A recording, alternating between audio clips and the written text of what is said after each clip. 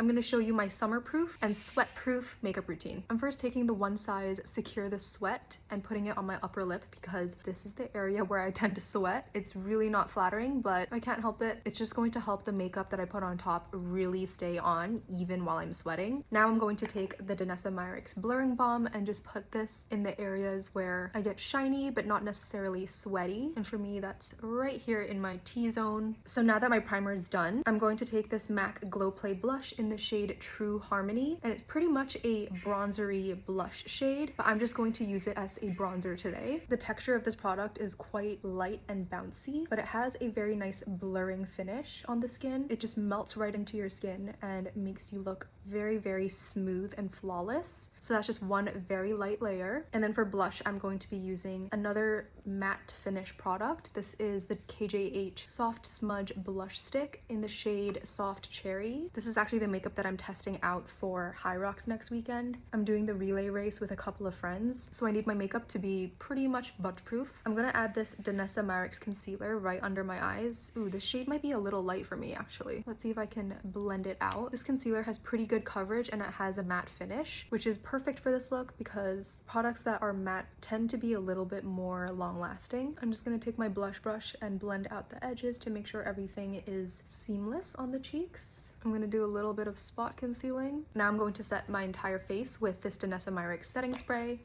I like to hide my earrings.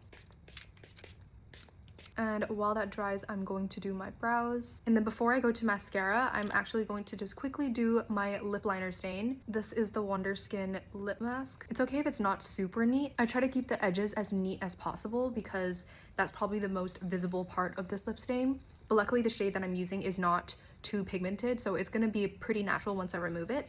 This is the shade Hush. And then for mascara, I'm just gonna do a couple of coats of this Romand All Fix Mascara. Any waterproof, smudge-proof mascara will probably be best for a long-lasting makeup look. What I like about this mascara is that even though I didn't use a lash curler today, my lashes still look quite lifted. Okay, now I'm gonna go to my powder. I feel like the order that I'm doing everything in today is quite jumbled, but it's fine. I'm still layering everything the way I'm supposed to. I am now just going to set my entire face. This powder from Makeup Forever is humidity proof, sweat proof, smudge proof, transfer proof. This is probably the most important step of this makeup look because it's just going to keep everything in place for much longer. And now my skin is fully set. I'm going to remove the lip stain. I'm just using a wet tissue and I feel like it just gives my lips a very light boost of color that's going to last all day. And then for the lips, I'll just use something hydrating, moisturizing that I can just top up whenever. This is the YSL Candy Glaze lipstick in shade 44, and this is the finished makeup look.